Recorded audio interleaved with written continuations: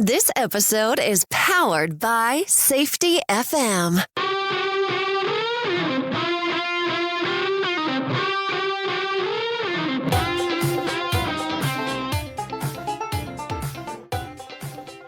The Crucial Talks podcast with your host, Mike Sedam. Hello, everyone. This is Mike Sedam, and welcome back to the Crucial Talks podcast. Today's guest is Donna Spina. Now, Donna helps businesses and leaders distinguish themselves from others. Donna and I have known each other for a little over a year, and we got connected on LinkedIn. And we've talked a couple of times about what she does and how she helps people. What I found really interesting is the fact that she doesn't really do this by just getting a cookie cutter approach that she tells everyone to follow. It's not some prepackaged program or something that everybody can just pull off the shelf and use. Instead, she does what we have talked about on this podcast since its inception, really. She helps people find out what is special about them or their business so they don't get lost in the crowd. She's looking at their strengths. She's looking at what is it about them that separates them from others. Now, Donna is an internationally recognized business and marketing breakthrough strategist, an associate contributor to the Six Figure Coach magazine. She's also a coach, marketing consultant, business consultant, social media consultant, speaker, and a member of the Forbes Coaches Council. So without further ado, let's welcome Donna J. Spina to the Crucial Talks podcast. How are you today, Donna? I'm great, Mike, and I'm thrilled to be here. Thank you so much for the invite.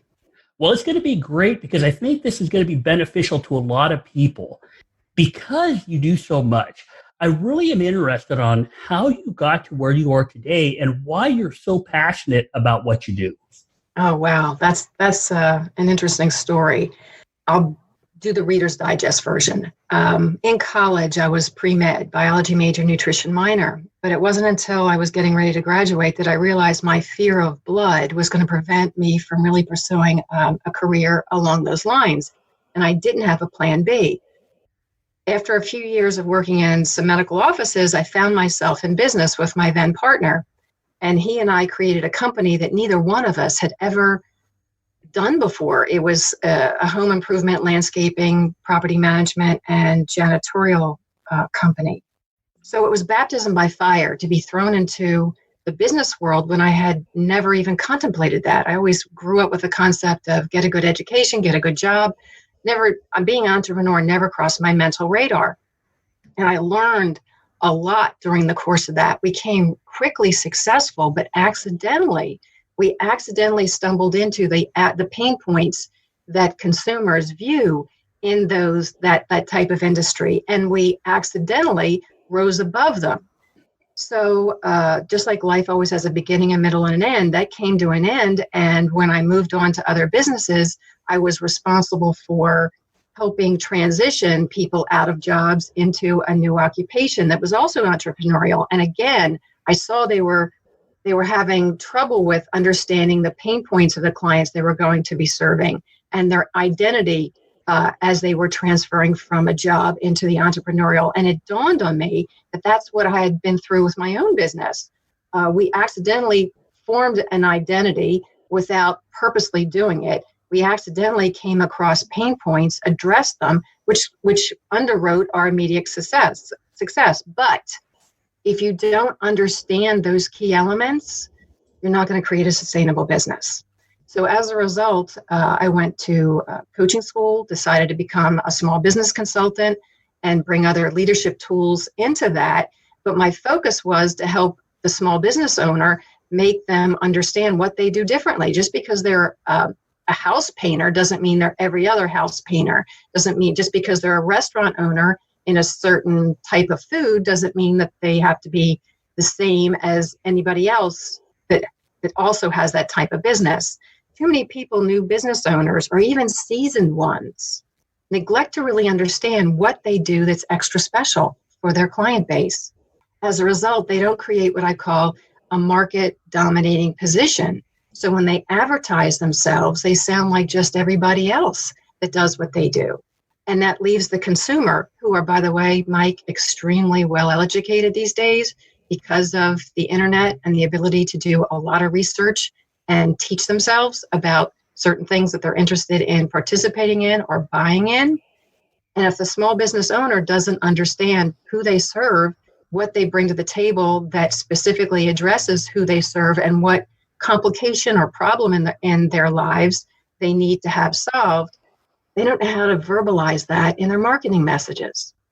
So I found that the first time business owners go out and they start to structure their marketing messages or their marketing platforms, websites, LinkedIn profiles, business cards, brochures, before they understand that. And then once I bring it to light of them coming to greater grasp of who they are in their business, who they serve, and what specific value they deliver, and they look back on the marketing materials that they spent a large amount of money on, it's time to tear them up and start over again. So that kind of is a short story on how I have become so passionate about business owners understanding very early on in their business career those specific elements to maintain sustainability, because from the Small Business Administration, the life expectancy of any new business can be extremely short, and that can ripple into somebody's life as a huge failure. And then that leads to another process they have to go through to recover from that. Well, I find that story really interesting for a couple of reasons. One, because it's the journey you took to kind of get where you are. But I found a couple of things I picked out of there that really have a lot in common with what we've talked about so far. And the first thing is that they don't seem to understand what they do differently. Now, this is interesting from a social standpoint and a group standpoint, because a lot of times we think that, hey, we start our own business and we're different and it's us and that we can make all these changes on the fly and we can do what we need to be successful.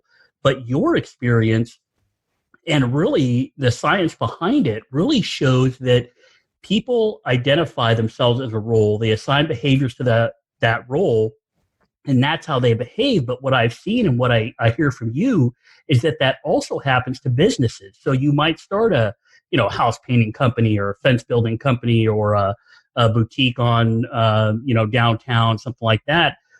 But everything you know about running that business, you get from what's going on around you. And it seems like people can fall into this rut. Basically, they adopt the culture of that business, and it keeps them from seeing what really does differentiate them from others. Is that kind of what I'm gathering from you? Oh, you're exactly right. The very first coach I ever came across was a life coach, and she shared with me that what comes as a gift to ourselves is so easily, we don't acknowledge it. It comes to us too easily. And I use this example. If you're a born organizer and every place in your office or your home, everything has a place and you know where everything is, and then someone who is not a born organizer walks into your office or your home and is mesmerized. How can you be this organized? And the organized person can't comprehend why it's so hard, because it's a natural gift. Business owners, same thing. They're starting a business or they're in their business and they want to write about a blog. They want to put content on their website. What do? They go to other comparable businesses and see what they're saying and then adopt some of that information, which is the shortcut to get the job done, but it isn't necessarily the long-term best solution for that business owner to understand their own identity within the business and then how to expand on that and communicate the message and educate their clientele on why it is they are the best ones to come to. And it's not based on price comparison. Well, and it sounds like what's happening here and what you're pinpointing, this affects businesses. It affects small businesses. I see it affecting large corporations, but it also seems like it can be an internal issue with larger companies too. I mean, if they don't understand their own identity and maybe they're adopting a new process they saw their competitor using, something like that, but they don't make it their own, it seems like we can fall in that same trap, and we can fall in the same trap even as leaders, that individually at that level, we may also be adopting what others are doing. We feel like we're getting the job done. We feel like we're doing a lot. It's almost like we might be like a car with a really loud exhaust but a poor engine. It sounds like it's doing a lot, but it's really not going anywhere. Exactly. Kind of seems like that idea impacts the individual, it impacts small businesses and startups and entrepreneurs and things like that, but it can also impact our larger organizations, even internally with things like safety and internal communications and the culture we're dealing with, where if you don't kind of find what sets that organization apart, you're going to fall into that same trap. But instead of clients having the issue, and really instead of clients having that issue, now you have maybe your workforce, your millennials, the new people coming in that feel like, hey, there's nothing different between this company than that company, so why should I stay? It sounds like this issue of really being distinguishable from others is a problem that a lot of people have to deal with, regardless of the group they belong to or the size of their organization. I agree totally. I actually have a prospective client. They've been in business for more than 20 years. They operate between multiple states. They construct a specific product. They're redesigning. They're getting themselves out of an old methodology of running their company into a more current day methodology, and they're starting all over again.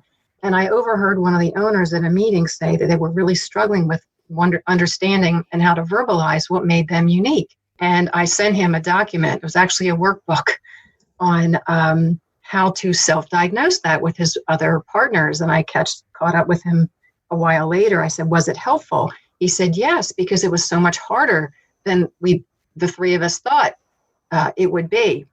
And there's a multi-million-dollar company that has about 3 partners, more than 20 years old, that operates between multiple states.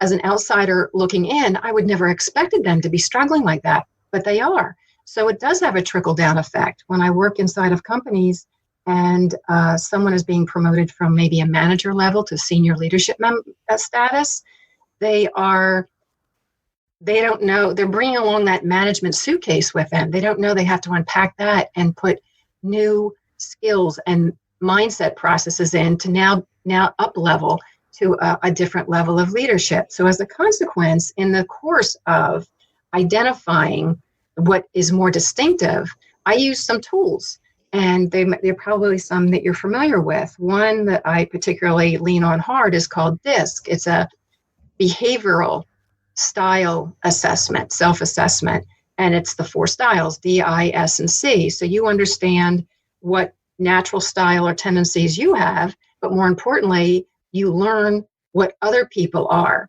And that is important for you to better communicate.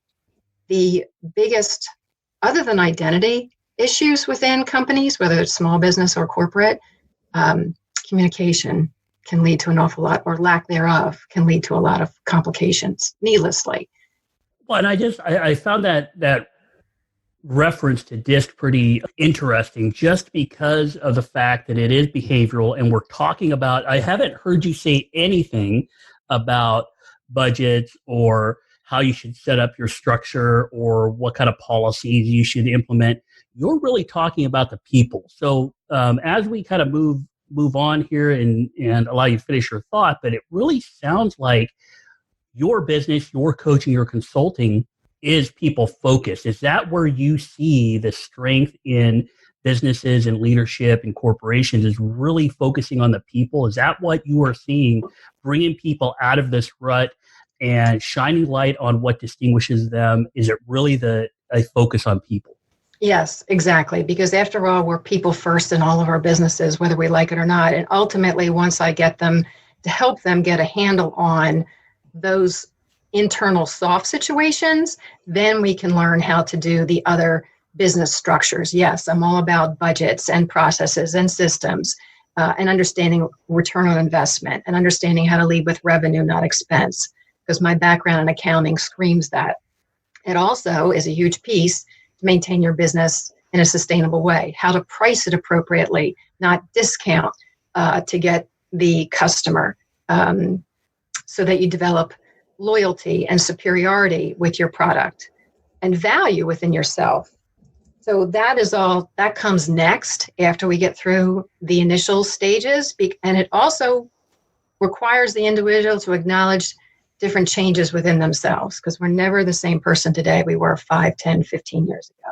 So that individual has to acknowledge who they are right now So then I have to guide them, support them into the transfer or transition into adopting these other changes in their life and in their business. Well, and it really sounds like everything that you're doing really comes back to your goal of trying to help people figure out what distinguishes them from others, what makes them special. And this is really fascinating to me because it really comes down to some of the things that I've talked about before on this podcast, which is the social drivers that actually impact human decision making. It's that need for social esteem. It's that need for purpose, a need to really be part of something bigger than yourself. So as we move into this concept of distinctiveness, now we all know, everybody listening knows, I mean, we see it every day.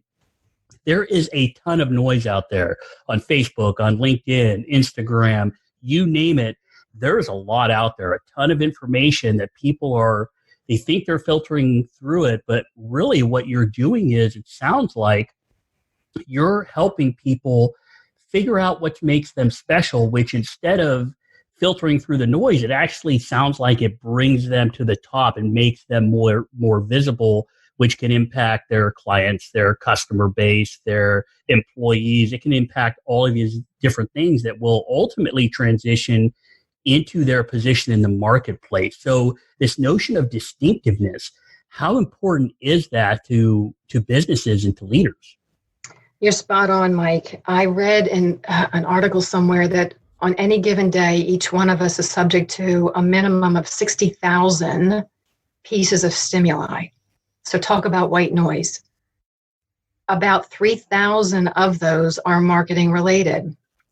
So when you're a business owner, if you don't understand what makes you distinctive, how do you stop a prospective client in their tracks to stop, look, and listen to what you have to say? You have to interrupt them. You have to say something in such a good way that they want to respond back. Then you have to educate them as to about the industry, how you understand their problem, how the solution can possibly be their saving grace. And then you have to be able to offer them something compelling, 10% off, $10 off, $100 off, whatever that is, makes you step back into that same price differentiation situation. It's planning a strategic process. Tactical is trying to get people from point A to point B, point A to point Z in one giant step. Strategic is how do you walk with that prospect in their journey to ultimately become your customer in the minimal amount of touches possible. In traditional marketing, it can take maybe 100 touches before you get somebody to turn around and take notice of you. That takes a lot of time and an awful lot of funding for that to happen. So if you do it well, you implement a strategic, well thought out marketing campaign that walks along the buyer's journey. And you're not only catering to the right now buyers, you're catering to those that are still pondering it, that maybe want to buy in the future at some point. You're going to get better results and you're going to spend less money. And there's going to be a heck of a lot less stress in your business because let's face it, the biggest reason that businesses go out of business is because they're undercapitalized. That's cash flow.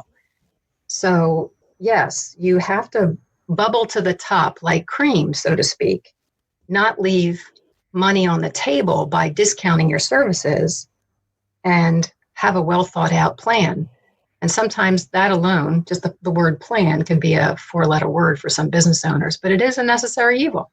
Well, and I think a lot of people, they get in this mode of, hey, I'm an entrepreneur, and they think that means shooting from the hip, that sort of thing. And we see the same thing within organizations with leaders of certain components of the organization or that sort of thing, where they feel like they already know, so they feel like they can just kind of use their experience to just kind of move forward and get things done. But the fact that you focus on a plan, it doesn't sound sexy or glamorous or anything like that or exciting, but reality is having a plan that focuses on what distinguishes you from others does seem like it has a lot of benefits to it. So when you're trying to develop this plan for people, I mean, you actually have to interact with them and have a relationship with them that they don't shut down, that you have to be careful with your words and the questions you ask and that sort of thing. So when you're trying to get people to see or adopt this new view, this new perspective, put on a new lens on how they can see themselves or their business, how do you start that journey? What kind of conversations do you have, or what kind of questions do you ask? How do you get people to start seeing things differently? You know something, Mike, not to sound anything less than humble, but I think that is one of my gifts. I have the ability to sit down with people, and I love to learn about them and provide the safe, trustworthy environment. Whatever we discuss is strictly confidential, whether they are actively paying me, a paying engagement, or we're just having a conversation. And I have the ability to read between the lines of what they're not saying, and then gently ask some more questions around that specific point in a way that doesn't feel threatening. I learned a long time ago that children don't appreciate being told what to do, even if it's in their best interest, and neither do adults. So I ask a lot. And even when I have information that I know will help them, I suggest, don't tell, I suggest that they consider this. Now, I respect the person as they've gotten to this position in life, not because of incompetence. It's because business owners at some point outgrow their natural abilities and skill set. Sometimes they're reluctant to reach out for help. Sometimes ego stands in the way of wanting to pay somebody else to help them. But the truth is, we don't know what we don't know at any point in time on any specific topic. So I gracefully incorporate that so that I target, if they have some kind of little subtle self-esteem issue or little situation where it's confident, or they're struggling so much and they're hearing the voices in their head of their significant other telling them, we've done this for so many years, you're still struggling, why don't you just close your doors and get a real job? So I realize that that's also some sort of underlying concern that they have. But I really have had great success with helping my clients or prospective clients just feel as though they can talk openly to me. And I often say, hey, listen, my life is far from perfect, so there's no way I should judge you. Well, and I think this is pretty interesting because what you've said is a couple of really important things. One is the fact that you need to create, when you have these conversations, a safe and trustworthy environment, so that environment where we trust each other, where we believe each other are there for the benefit of the person. I mean, I think that's pretty huge because that environment is something that all organizations and all relationships and teams, they should all strive for that because it allows that level of engagement. And you get so much more value from that level of engagement, whether it's employee engagement, client engagement, friends being engaged with each other, any relationship where two people are trying to deal with a situation or come up with a better solution, that level of engagement is important. Now, another thing you said is that you ask questions around their point of view in a way that doesn't seem threatening, that you're careful not to tell them what to do, but maybe suggest or have them consider something. But you said you do this with a tremendous amount of respect for the person. And I think a lot of leaders out there, supervisors, managers, that sort of thing, might be able to get some benefit from hearing a little more about how beneficial that is, because so many times, especially in large organizations with strict hierarchies and policies, it's a lot of this top-down stuff. And nowadays, employees are just losing engagement. They're losing respect for the workplace. They don't feel like the workplace is a purposeful, driven place to be. But I think with some of these lessons that you've talked about so far, I think that could help a lot of people. What kind of advice do you have for us when we're trying to have these conversations? Maybe we are pushing down a policy from corporate or something like that. How do we create this environment that is safe, where employees can discuss and where managers can listen, so that employees do feel engaged, just like your clients feel engaged? Do you have any tips for us that might help us out? Actually, I have a short story. I think as a child, I got little messages of what ultimately my life purpose would be. But as a kid, you don't understand that. My mother told me once, she said, "Why is it, Donna, when I have to ask you 2 and 3 times to do something, your father asks you once and you do it immediately?" The reason is my mother demanded it in such a way that with my specific personality, that was the wrong way to communicate with me. My father would say, he would call me by my nickname. He'd say, "Hey, monkey, would you come and help me?" And I think that was a huge difference because my natural tendency is to want to help. And when asked to do something that obviously is not illegal, immoral, unsafe, or does harm to myself or others, I just want to jump right in and do the best I can to help. So that's one example that the leaders have to be able, like that was my dad showing me that he needed help. And it didn't matter if I said, like, "Why do you need help? You're an adult. You should be able to do it yourself." Leaders have to remember that. They have to show some degree of vulnerability to their staff to ask for help and allow the staff to have a voice. That was something else that I learned in my life, is that I was usually more in a support role rather than a leading role. And it dawned on me that I could speak up if I didn't agree with something. You don't have to say it argumentatively. You can say it in a diplomatic form, but I needed to be heard, and I wanted my viewpoint to be heard. That too has to be allowed in the workplace. And the other thing is the leader has to say what they mean and mean what they say. As parents, we're supposed to lead by example for children. Fast forward that to the workplace, the same modality exists. The leader can't insist that the workforce do one thing and then be a hypocrite and do something else. And the other thing is trust. It probably precedes everything above. If you don't feel as though you're a safe place, that you can have a conversation with the appropriate people and it's not going to boomerang backfire in a painful way, that business is going to never reach their maximum potential. So we're all human beings show up in the workplace, and it's communication between each other, understanding how to recognize what language each of us needs to be talked with, not just English, Spanish, French, German, what psychological language how we need to be spoken to. That can really soften and break down those barriers. I was working with a client, and she was responsible for fundraising for a private school that dealt with children with learning needs, specific learning needs. And she had been working with her team for a couple of years, and she noticed that there was these periodic cold wars where when they were functioning super well, they were like gangbusters, really, really collecting in money. But when they'd have these hiccups, nobody would be talking to each other. And she'd be left with like a blank stare. She didn't understand what was going on. And the reality of it was, even though we speak to others, usually in the way that we want to be spoken to, we're thinking about ourselves. We're not thinking about our audience. Just like the business owner, it's not about the business owner and their business. It's about who they serve and speaking to them in a language that who they serve is responsive with.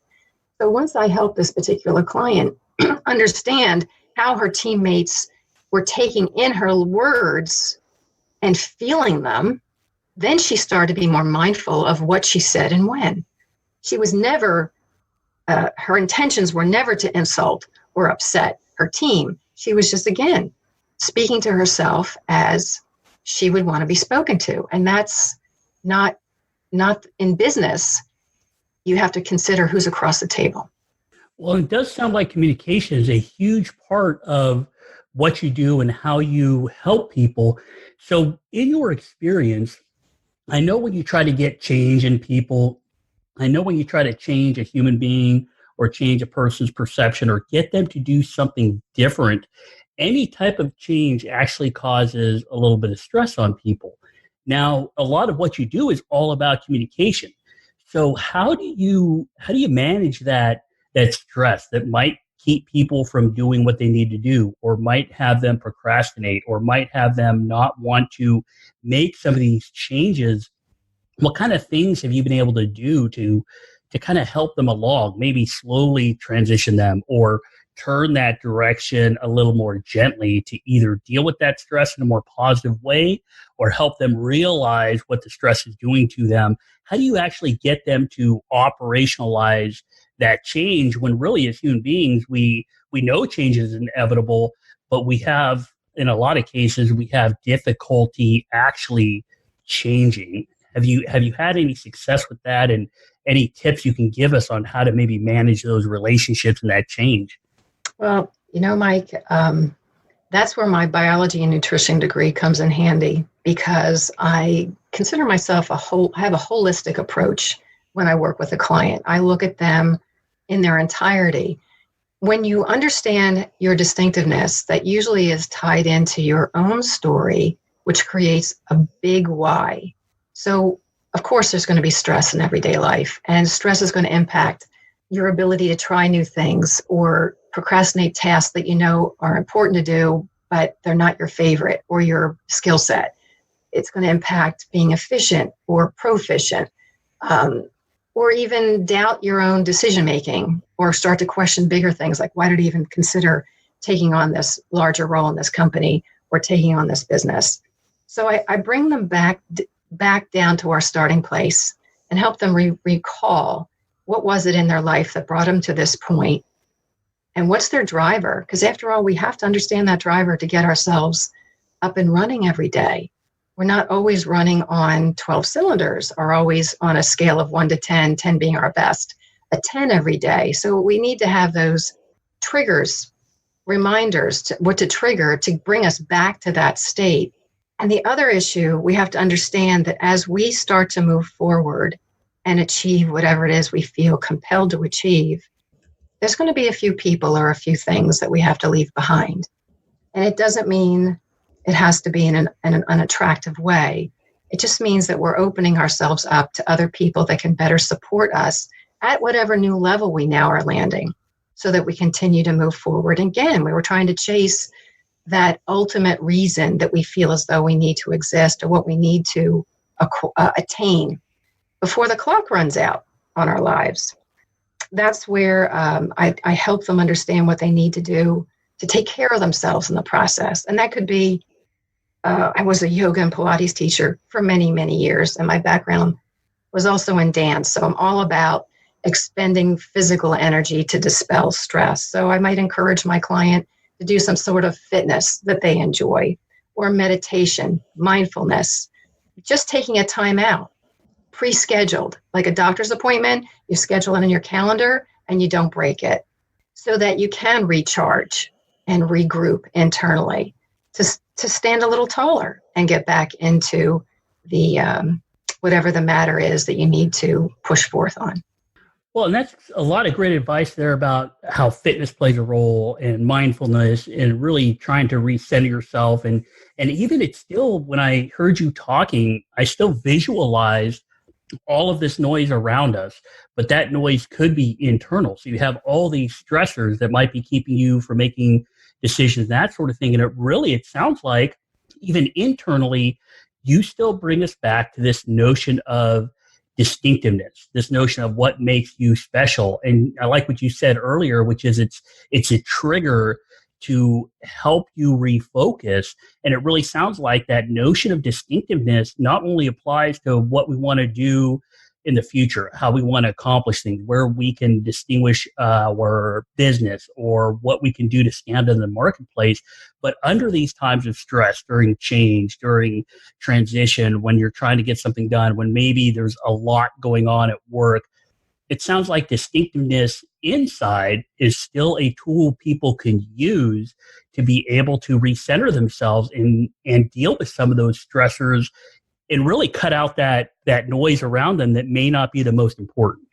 No, I agree with you. I call it keeping the control of the internal and external chaos, because those ping pong balls that are going off on our head, they distract what the reality is of what reality is truthfully happening. Yes, you have to bring yourself to a quiet internal place to better evaluate what's going on, situationally speaking, outside of yourself. Well, so as we kind of close out this episode, I mean, it really seems like everything was centered around this notion of distinctiveness. Now, I would just ask, is there something, if somebody may be listening to this, there's a lot of value in there.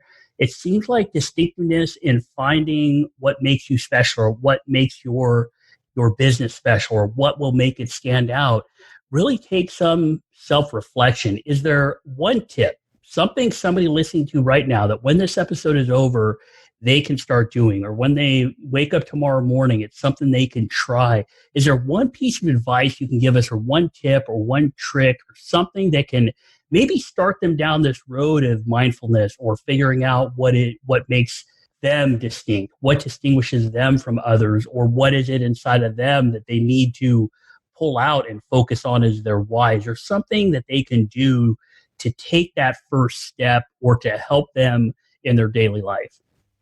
Yes, if they're in business, seek feedback from your existing customers, clients, patients as to why they specifically chose you and your business to have whatever goods or services, and actively listen. Then go to your appropriate inner circle of qualified business advisors, and they might just have that title loosely, and ask them as well what they see in you. And then if you want to take it one step further, you can do it with your close family members. But again, you have to qualify that, because family can be subjective. They don't want to say anything. Family and friends may not want to say anything to harm the relationship or insult you or hurt your feelings. So you have to qualify that. And then when you take that feedback, start to look for themes and see what seems to come up the most. When I did this with my clients, this is what came back consistently. I disrupt their thinking, but in a positive way. I don't make them reel in pain, but I disrupt their thinking, and I help them look at what's going on in their lives from a different vantage point. And often it's like, oh my goodness, I never thought of it that way. So was a great realization for me from the feedback I got. And the other thing is, self-care is not selfish. Someone who was pursuing a degree in psychological counseling told me that a long time ago. We tend to make those two words as synonyms. It's not true. They're both different. That in order for you to best serve others, you do have to take care of yourself. If you're sleep deprived, if you're inhaling cups and cups of coffee each day just to get through the day, you're not your best self. And you're not going to do your best performance. And you will lead yourself down a path where mistakes inevitably will happen, and you'll question yourself, or your confidence or self-esteem may be impacted. So it really is important that you take time out on an everyday basis, whether it be a few minutes or an hour or more, that you pay attention to what's going on in your body and what your body's telling you. So that would be the feedback, and self-care would be my 2 points.